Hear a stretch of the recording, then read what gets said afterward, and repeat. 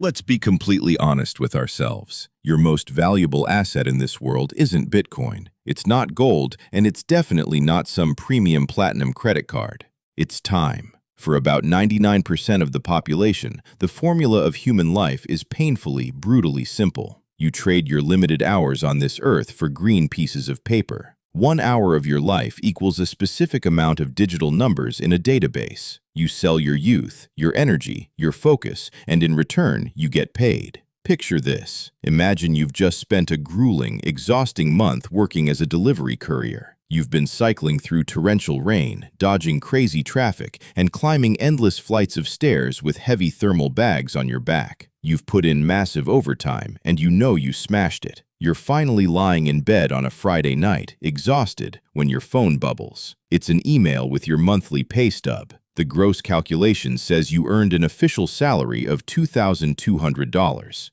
You feel accomplished. It's a solid step forward. You open your banking app to see the actual deposit, and your jaw drops. Your account only shows $1,703. Where did nearly $500 of your life just vanish to? You didn't spend it. You didn't lose your wallet. Welcome to the real world, my friend. Your subscription to human civilization isn't free. It's called taxes. The government takes its massive cut before you even get a single chance to touch, smell, or spend your own money. We like to think we live in a free world, but the modern ritual of survival requires giving away a huge chunk of your energy to invisible forces. And the wildest part? They expect you to say thank you. Now, to be fair, taxes are the entry fee for a functional society. With that cash, the state paves the roads you just cycled on, funds the schools down the street, and makes sure your favorite restaurant doesn't give you deadly food poisoning. But they also spend billions on military defense systems in places you've never even seen on a map. There's a tax for making money, income tax, a tax for spending money, sales tax, and a tax for the money your investments made while you were fast asleep, capital gains tax. And then you have Social Security and Medicare, which is basically the government putting an arm around your shoulder, taking your money and saying, "Look, we don't trust you to save for your own retirement or medical bills, so we're going to force you to do it right now." But the real comedy begins once a year during tax season. The government knows exactly how much money you made and exactly how much you owe them. But instead of just sending you a bill, they make you guess the number on a complicated bureaucratic puzzle. If you guess right, congratulations, you get to keep living your life. If you guess wrong, you are absolutely cooked. Financial penalties, audits, or worse. It's a system designed to keep you stressed, and it's the very first roadblock on your journey to financial freedom. So, how do you actually break out of this endless loop? How do you stop being the delivery courier who has to trade physical sweat and precious hours for a modest paycheck, only to watch the state bite off a huge piece of it? To beat the game, you have to understand the deepest, darkest secret of the global economy, how value actually works. Think about a regular gray rock sitting on the side of a dirt road. It's completely worthless. You could kick it, ignore it, or throw it away. Now, imagine a different rock dug out from deep inside the earth, a shiny yellow piece of metal called gold. Humans will literally kill each other for it. But if you strip away the emotion, gold isn't inherently better or more useful than a regular rock. You can't eat it, you can't build a warm house out of it, and it won't keep you alive in a jungle. So why is it worth millions while the road rock is worth zero? Because of human perception. Value is nothing more than a giant, collective social contract. It exists purely in our imaginations. Look at history's greatest earners. They figured this out early. Why did Steve Jobs become a multi-billionaire? Because he didn't sell his hours. He didn't clock in for an 8-hour shift. He created an ecosystem, the iPhone, that changed the daily psychological and practical lives of billions of people. Or look at luxury fashion. Why does a basic canvas tote bag from a local grocery store cost $2, while the exact same size bag made of the same basic material with a Gucci or Louis Vuitton logo costs $2,500? Is the leather 1,000 times better? No. It's because society has agreed to believe a narrative about status, prestige, and exclusivity. If you want to escape financial struggle and enter true wealth, you have to stop asking, "How many hours can I work this week?" and start asking, "How much value can I create for other people?" If you can solve a massive problem for a lot of people or a highly specific problem for very wealthy people, the universe will write you a massive check. Let's say you take this advice to heart. You stop just delivering food, you start a small business, you create real value, and you finally earn a massive pile of clean cash. What's the first thing you do? You walk into a beautiful, air-conditioned bank with marble floors and bulletproof glass. You hand your cash to a smiling teller, they count it, click a few keys on their computer, and tell you your balance has been updated. You walk out into the street feeling safe, assuming your money is now resting in a giant subterranean steel vault guarded by laser grids and high-tech alarms. I am truly sorry to break this to you, but your money is already gone. The vault is empty. The moment you walked out of that revolving door, the bank took your $1,000 deposit, kept a tiny pathetic fraction of it, maybe $100, and immediately lent the other $900 to a guy down the street who wants to buy a jet ski or finance a wedding. This psychological magic trick is legally known as fractional reserve banking. Most people view a bank as a giant secure safe whose only job is to protect their hard-earned wealth. In reality, a bank is nothing more than a glorified matchmaker or a financial middleman. They take money from people who have it but aren't using it right now and give it to people who desperately need it to buy things they can't afford. The entire global financial architecture relies on one terrifying assumption, that every single citizen will not show up at the bank looking to withdraw their cash at the exact same time. As long as we all stay calm and believe the illusion, the system works. But what happens when belief dies? You get the catastrophic crash of 2008. You get lines of panicked citizens wrapping around city blocks, banging on locked glass doors, realizing their life savings were just numbers on a screen that have evaporated into air. Banks make billions by using your capital to issue loans at high, aggressive interest rates, while paying you a tiny, insulting fraction of a percent for the privilege of holding your money. In the grand machinery of capitalism, you aren't the customer. Your deposit is just the raw, free fuel that runs their profit engine. At this point, you might be feeling cynical. You might think, you know what? Forget the banks. I'm going to go to an ATM, pull out every single dollar I own in cold, hard cash, and stuff it safely inside a shoebox under my mattress.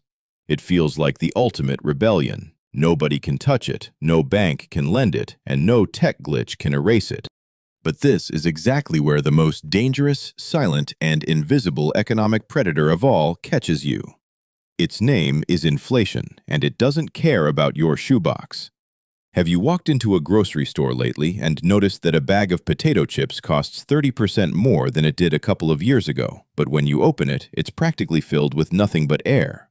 That isn't a coincidence. That is inflation in action. If you put a $100 bill under your mattress today and leave it there for 10 years, when you pull it out, it will still physically be a $100 bill. The ink won't fade and the numbers won't change, but its superpower, its purchasing power, will be completely dead. Instead of buying you a week of groceries, it might only buy you a single meal. So, what actually causes this economic disease? It boils down to supply and demand. Sometimes, a government faces a crisis and decides to solve its problems by turning on the printing presses, flooding the market with billions of new, unbacked dollars. Suddenly, everyone has extra cash in their pockets, and they all run to the store to buy the exact same things. If a business only has 1,000 television sets in stock, but 2,000 people show up with pockets full of cash wanting to buy them, the store owner smiles and jacks the price of a $500 TV straight up to $650. Other times, global supply chains break down, wars erupt, or energy costs spike, making it way more expensive to manufacture and ship products. To survive, companies pass that extra cost directly onto you. When inflation gets out of control, the government tries to fight back by raising interest rates. They deliberately make borrowing money incredibly expensive so that people stop taking out loans, stop buying houses, and stop spending cash on luxury items. They essentially force the entire economy to freeze and cool down. But by the time that happens, the money you hid away has already lost the war. Now, let's say you accept reality. You decide to stop fighting the financial system and start playing by its rules. You want to buy a house, get a car, or expand your business. You walk into a lending office, and suddenly you realize you are being judged by a cold, faceless, algorithmic god, your credit score.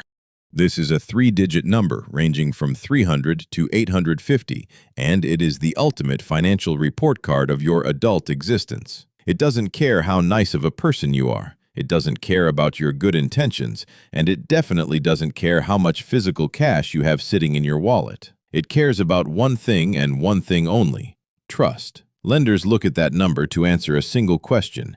If I hand this human being a pile of cash, what is the statistical mathematical probability that they will actually give it back to me on time? If your score is below 580, you are a walking financial biohazard. Banks will look at you like you're an escaped convict. They will either reject your application instantly or lock you into a predatory, soul-crushing 25% interest rate that will keep you poor for the next decade. If your score is above 750, you are a golden child of capitalism. Doors open, interest rates drop, and money becomes incredibly cheap for you. The score is calculated based on a strict matrix. Payment history. Do you pay your bills on time every single time, or did you forget a credit card payment 3 years ago because you were distracted? Credit utilization. How much of your available credit limit are you actually maxing out? Credit age. How long have you actually been participating in this debt ecosystem? Here is the ultimate mind-bending paradox of the system. You could be a disciplined person who has absolutely zero debt, millions of dollars in cash, and pays for everything with paper money. You would think the banks would love you, right? Wrong.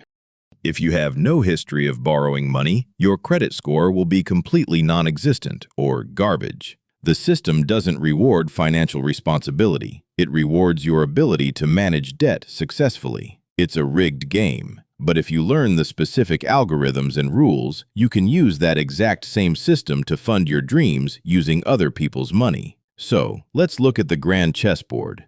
You are trapped in a world where the government taxes your hard work, banks use your deposits to get rich, inflation quietly burns your savings, and a shadow credit score dictates your freedom. It feels like a losing battle. It feels like the Matrix has you cornered. But there is a trapdoor. There is a way to reverse the flow of power and make the entire system work for you instead of against you. It's called investing, fueled by the absolute mathematical miracle of compound interest. You must make a psychological shift. Stop working for money and start transforming your money into your personal army of unpaid employees. Instead of holding cash that loses value every single second, you must convert that cash into real-world assets. Buy tiny ownership shares of the most powerful corporations on Earth through stocks. Lend your money to governments or stable entities in exchange for guaranteed legal returns through bonds.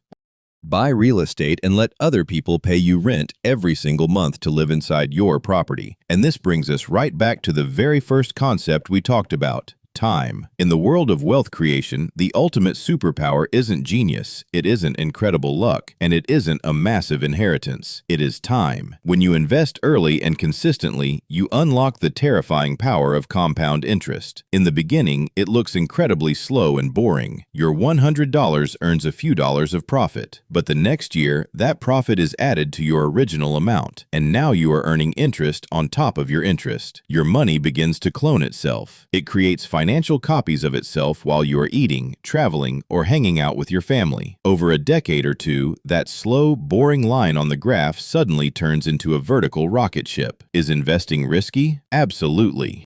Markets will crash, economies will enter recessions, and the news will tell you the world is ending. But the greatest financial risk you can ever take in the 21st century is standing completely still, keeping your head down, delivering packages, and watching inflation quietly dismantle your future. Your clock is ticking right now, and those seconds are never coming back. The final choice is entirely yours. Are your hours going to belong to you, or are you going to keep handing them over to the invisible masters of the financial world? Write your thoughts below. I'll definitely read them and respond to the most interesting comments. See you in the next video, and may your money work for you, not against you.